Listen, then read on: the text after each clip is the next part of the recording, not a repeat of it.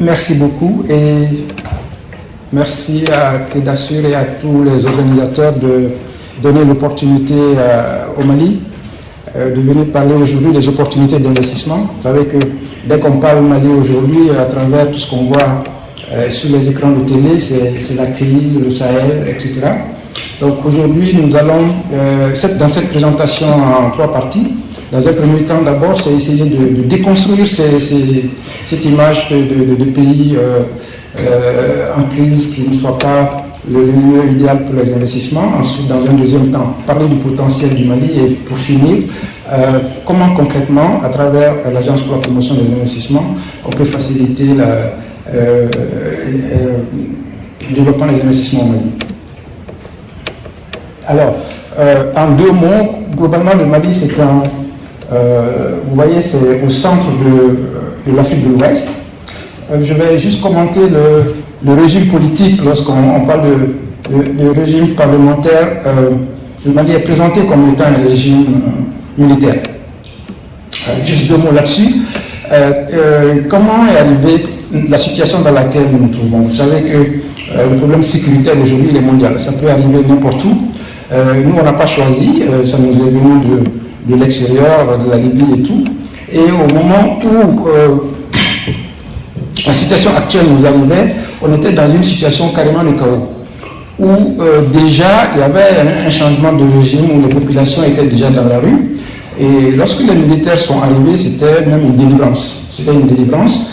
Et ce qu'il faut dire, c'est que ce régime-là, sans un seul coup de feu, il n'y a pas un seul mort. Et si on fait un sondage aujourd'hui, il y a 90% de la population qui suit. Et ce qui est valable au Mali, il est aussi au Burkina voisin et au Niger. C'est exactement les mêmes situations. C'est que face à une situation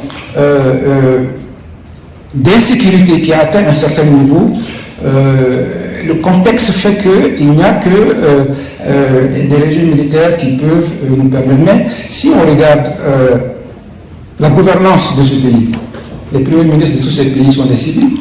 Les gouvernements, des gouvernements d'une trentaine de personnes, vous avez 3 à 4 militaires, mais lorsqu'on entend, on parle de régime militaire. Et c'est des régimes où tout le monde est libre de parler, plus que dans les pays qu'on dit démocratiques. On est libre de rentrer et de sortir comme on le veut. Et je crois que c'est des clichés au-delà desquels il faut aller au-delà aujourd'hui. Alors, quand on parle de Mali, je pense qu'il y a 2 Mali. Il y a un Mali à 204 000 km, 40 000 km, et si on regarde la carte, c'est pratiquement tracé à la règle. Mais il y a aussi un Mali millénaire qui existe depuis 1235. Et pour ceux qui connaissent l'histoire, on se dit que cet empire est l'héritage d'un autre qui date depuis le 7e siècle. Et on dit que la première déclaration universelle des droits de l'homme date de 1235 à Kourkan-Fouga, où les principes même des droits humains ont été émis. Et c'est ce pays qu'on peut accuser aujourd'hui d'être un pays qui ne respecte pas les droits de l'homme.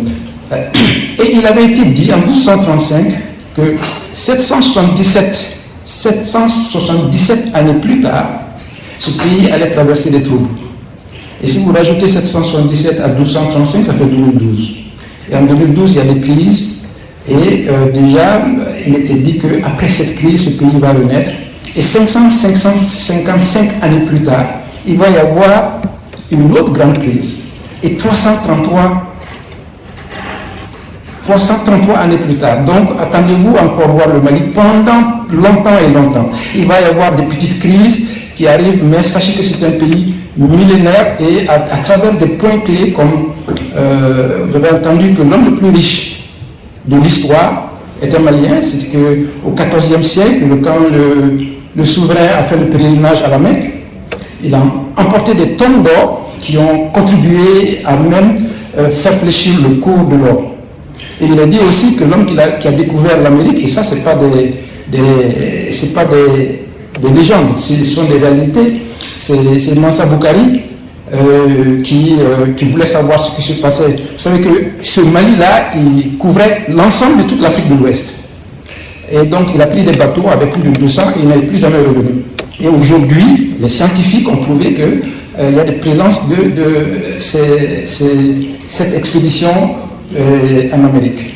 Je parlerai enfin de Tombouctou. Quand on parle de Tombouctou, beaucoup de gens parlent de Tombouctou, mais on ne sait pas que Tombouctou c'est le Mali et qu'au XVe siècle, il y avait une université qui rayonnait sur toute l'Afrique et le Moyen-Orient et qui fait que le Mali, l'esprit du Mali qui dépasse largement la République actuelle, a été un héritage qui a été pris par la République du Mali, qui fait que il y a un poids que les Maliens portent qui vont au-delà de ces frontières.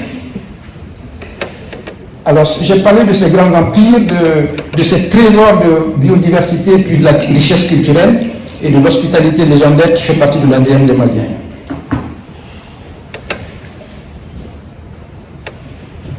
Je ne vais pas les commenter. Cette port, on est quand même, on parle de pays enclavés, mais on a quand même une dizaine de ports. À partir du Mali, on a à peu près 1 million de kilomètres d'une dizaine de capitales africaines et qui ont tous des débouchés sur la mer. Alors, je voulais parler de cette carte. Vous voyez, il y a 3 pays, j'ai plus de frontières. C'est le Mali, le Niger et le Burkina Faso. Ça fait à peu près 2 700 000 km². Bon, on a fait le calcul tout à l'heure, je crois que ça fait 5 fois la France et puis 80 fois la Belgique. Ça fait 70 millions d'habitants. Et si vous regardez, on parle beaucoup de pays enclavés, mais je pense qu'il faut se rendre compte que c'est plutôt la centralité de l'Afrique de l'Ouest et que plus rien ne peut se faire sans ces 3 pays. Et ce qui se passe, c'est que au-delà du fait qu'ils partagent les mêmes enjeux géostratégiques, sécuritaires et autres, ils ont compris que sur le plan économique, le fait de partager ce même potentiel était l'émergence les prémices de l'émergence d'une puissance économique au cœur de l'Afrique de l'Ouest. Parce qu'en termes, on va le voir tout à l'heure, tout ce que je vais donner comme potentiel au niveau agricole, au niveau minier et au niveau humain est partagé par ces 3 pays. Et quand on agrègue ce potentiel, il faut s'attendre dans les années à venir à l'émergence d'une autre puissance économique au sein de l'Afrique de l'Ouest. Et le Mali, en quelques mots, c'est 43 millions d'hectares arables, 2700 m² d'eau souterraine, 14 substances. Le lithium est une réalité aujourd'hui. Le lithium, les premières tonnes de lithium de spécimen sont en train de sortir cette année même. Je ne vais pas citer toutes les substances minérales, mais que ce soit le pétrole, le gaz, ça ne fait aucun doute que ce pays regorge de toutes ces substances et que, comme on va le voir tout à l'heure, ça ne doit pas être considéré comme la base de l'économie parce qu'il y a plus important que le sous-sol. Il est traversé par les 2 plus grands fleuves de l'Afrique de l'Ouest, le fleuve Sénégal et le fleuve Niger, et la jeunesse de la population. Alors, le Mali est le premier producteur de coton. Souvent, on passe 2e, mais globalement, nous sommes le premier producteur de coton. Le 2e cheptel en Afrique de l'Ouest, derrière le Grand Nigeria, et le 3e producteur d'or en Afrique. En plus de l'agriculture et de l'élevage, les infrastructures et l'énergie qui constituent forcément, il faut rajouter la connectivité aussi, qui constituent les secteurs supports, les secteurs productifs que sont l'agriculture et l'élevage, en plus des autres secteurs, c'est pas très visible, comme les mines et le pétrole, la santé, le médical, l'éducation, etc. En prenant l'agriculture, on peut prendre une dizaine de filières qui, chacune, prise comme telle, peut être la base de l'économie. La filière du coton que je vais commenter tout à l'heure, le karité, sésame, noix de cajou, si vous sortez, vous voyez que le Burkina Faso fait des expositions sur des productions de qualité, des produits de qualité de sésame et de noix de cajou. Je pense qu'on est dans le même espace géoéconomique avec les mêmes potentiels. La gomme arabique, la viande, les cuir, les céréales, Le Mali a été considéré comme le grenier de l'Afrique avec la zone de l'Office du Niger qui peut produire pour l'ensemble de l'Afrique de l'Ouest en termes de riz, de maïs, de fenouil, de blé, le mangue, l'oignon, tomate et l'agro-industrie. Alors, en grand chiffre, le coton, c'est plus de 1,3 million de balles, soit à peu près 1% de la production mondiale, ça représente 15% du PIB, 22% des exportations, des recettes d'exportation, 2,5 millions d'emplois directs, et 98% de la production de coton, graines est exportée. Ça veut dire quoi? Ça veut dire tout simplement que moins de 5% du coton est transformé au Mali. Avec le grainage, la filature, la confection, l'huilerie, etc. Qui est dû au manque d'infrastructures adéquates et un faible niveau de technicité et en conséquence ça fait une perte de valeur ajoutée. Donc il y a 95% de ce potentiel de production du premier producteur de coton qui doit être valorisé. Alors dans la chaîne, il y a des usines d'égrainage.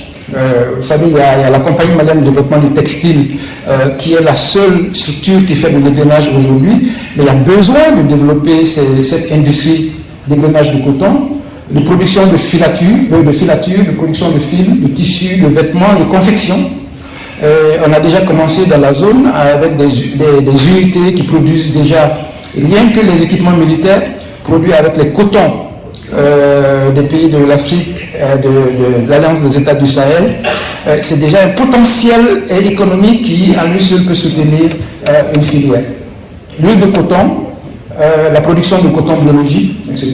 Donc c'est pour dire que ça c'est uniquement pris le coton, je vous ai pris toute la liste de filières qui ont été citées, j'ai pris juste le coton et vous donner une idée de ce que ça représente. Le secteur agro-pastoral,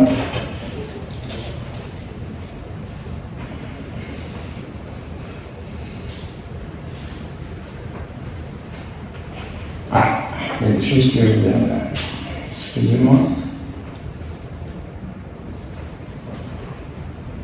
Voilà. Le secteur agro-pastoral, comme je l'ai dit, le Mali alimente presque tous les pays environnement en produits animaux, mais du bétail subtil. Ça veut dire que toute la chaîne de valorisation de la filière viande, lait et pose et cuir reste à être développée. Ça passe par les industries de production d'aliments bétail, ça passe par des abattages, ça passe par des unités de transformation de la viande, du lait et des cuirs de peau.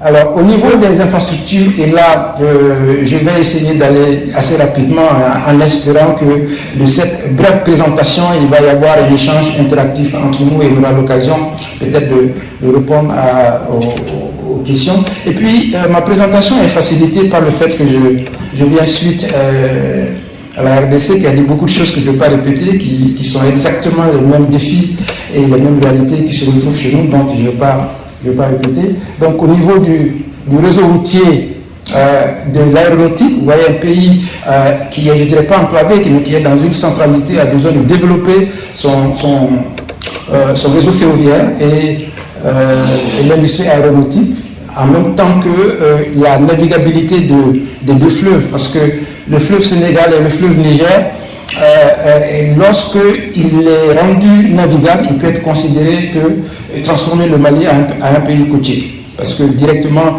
du port de Dakar ou du port de la Guinée, on peut, à travers la navigabilité, traverser tout le Mali.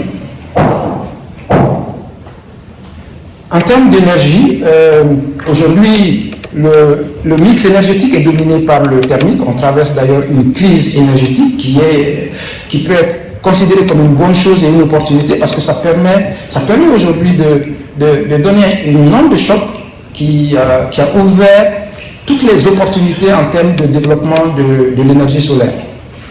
Depuis hier matin, le représentant de l'OACP et hier aussi, dans l'après-midi, on a parlé de l'hydrogène vert. J'en avais parlé un peu, mais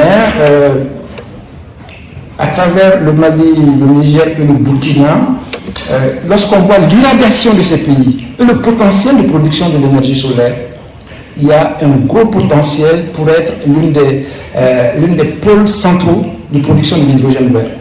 Comme je l'ai dit, l'hydrogène vert, c'est la transformation de l'eau en hydrogène qui constitue la source énergétique qui est citée comme partout comme étant la source d'énergie de l'avenir. Mais ce qui est important à dire, c'est qu'à travers de l'hydrogène, on peut produire de l'ammoniac et de l'urée et constituer une alternative à l'importation des intrants agricoles qui constituent l'une des grandes contraintes de nos pays actuellement. Donc, la dimension énergétique, en plus du potentiel hydroélectrique extrêmement important sur les deux fleuves, parce que la production d'hydrogène dépend de la source d'énergie. Et avant, le fait que l'énergie solaire n'était pas compétitive, aujourd'hui ça l'est, ça permet de démultiplier les possibilités de pouvoir produire de l'hydrogène vert. Les mines et le pétrole, j'ai parlé de l'or. Vous savez qu'on est à peu près à une 70 tonnes officiellement de production d'or par an, mais la réalité est que c'est plus du double, compte tenu de toutes les filières informelles de production d'or.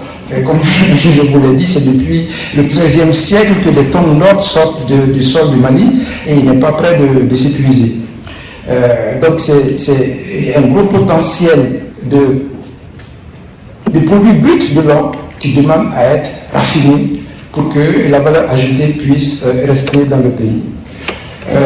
Je pense que le pétrole est une réalité au Niger aujourd'hui et en termes de potentiel, il l'est aussi au Mali. Et dans quelques années, on parle des plus grosses réserves de pétrole et de gaz au Mali. Et c'est d'ailleurs pas étranger à tous les enjeux qui tournent autour du Mali et de cette zone, qui fait que plutôt que de présenter ces pays comme des pays fermés, c'est juste le fait que la situation dans laquelle nous sommes nous amène à rebattre le cadre et à proposer de nouveaux cadres de partenariat avec nos partenaires classiques, mais aussi avec les nouveaux partenaires. Et ce qui est important de dire, c'est qu'on parle beaucoup de ces nouveaux partenaires, qui soient les BRICS, la Chine, la Russie, etc.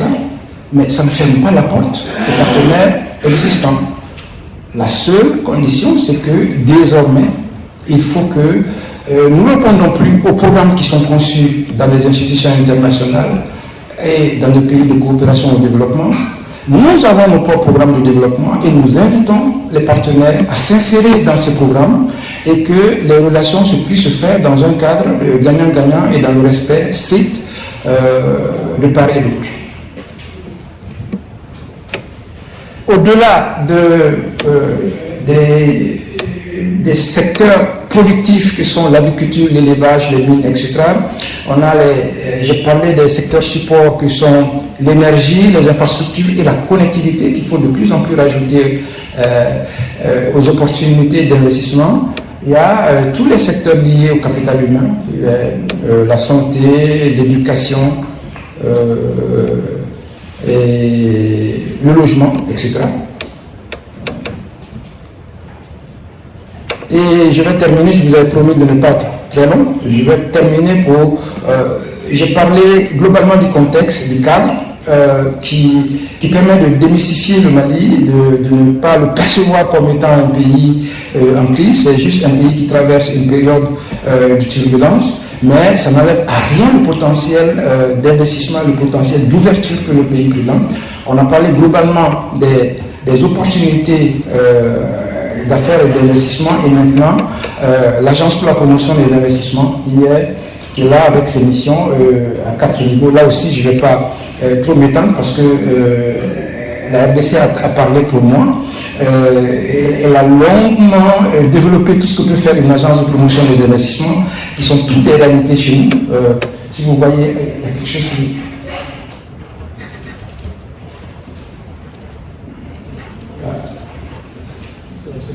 Ok. Voilà. L'amélioration du climat des affaires. nous avons un code des investissements dont je vais vous parler tout à l'heure. Et nous sommes dans une dynamique de lecture du code des investissements, mais maintenant qui soit commun aux 3 pays, le Mali, le Burkina et le Niger. Notre ambition, c'est de faire un espace économique. Je vous ai parlé le Mali fait 25 millions d'habitants, mais l'AES fait 70-75 millions d'habitants. Donc, un code des investissements unique qui va être proposé. La facilitation des investissements. Au niveau de l'API du Mali, nous avons le guichet unique. Pour l'instant, nous faisons la création d'entreprises en 3 jours. Mais nous sommes dans un processus de digitalisation qui devrait nous permettre de faire des créations d'entreprises en quelques heures. Et dans ce processus, nous sommes à peu près à 70% de réalisation et nous avons espoir que dans les mois à venir, la création d'entreprises pourra se faire de façon digitale et en quelques heures. La promotion efficace des investissements, c'est ce que nous essayons de faire, d'être une porte d'entrée du Mali, un conseiller, un accompagnateur des investissements. Personne ne peut dire qu'il n'y a pas de difficultés dans les différents pays, il peut y avoir des lourdeurs administratives, etc. Mais une agence est là justement pour aider les investisseurs dans leur accompagnement, dans leur processus et faire en sorte que les investissements qu'ils veulent faire et qui rentrent dans le cadre du développement puissent se faire dans les meilleures conditions. Et nous sommes là aussi pour suivre la bonne exécution de ces investissements. Alors, le code des investissements actuel qui est en relecture, en plus du code des investissements, on peut parler de la loi d'orientation agricole, la loi d'orientation du secteur privé, le code minier, qui est à sa 4e ou 5e génération, qui essaie de s'adapter aux réalités. Mais globalement, vous avez la structuration du code des investissements qui accorde des incitations de différents ordres, comme des exonérations pour les investissements. Les premières exonérations, c'est les exonérations douanières pour les équipements au moment où l'investisseur s'installe, et puis pendant les 3, 4, 5, 8 années à venir, en fonction du régime dans lequel vous êtes, vous pouvez bénéficier d'exonérations sur les taxes. Alors, chose commune, chose due, une présentation assez brève, qui, j'espère, va ouvrir les débats et nous sommes à votre disposition pour répondre à toutes vos questions. Je vous remercie.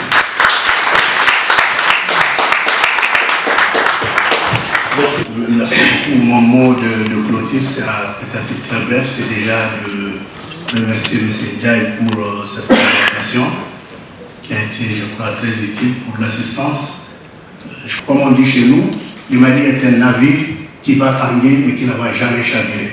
Et c'est sur ce mot d'espoir que je souhaite vraiment vous remercier d'avoir écouté la présentation du Mali, d'avoir, je l'espère, tiré quelque chose de très positif de tout ce qui a été dit. Nous-mêmes, en tant qu'ambassade du Mali à Bruxelles, nous avons un conseiller économique qui sert aussi de relais pour les activités de Happy Mali. Nous restons à votre disposition pour continuer les échanges, pour servir aussi de relais entre vous et Happy Mali et éventuellement vous faciliter les conditions pour vous rendre dans ce beau pays qu'est le Mali. Je voudrais vous remercier tous de votre attention.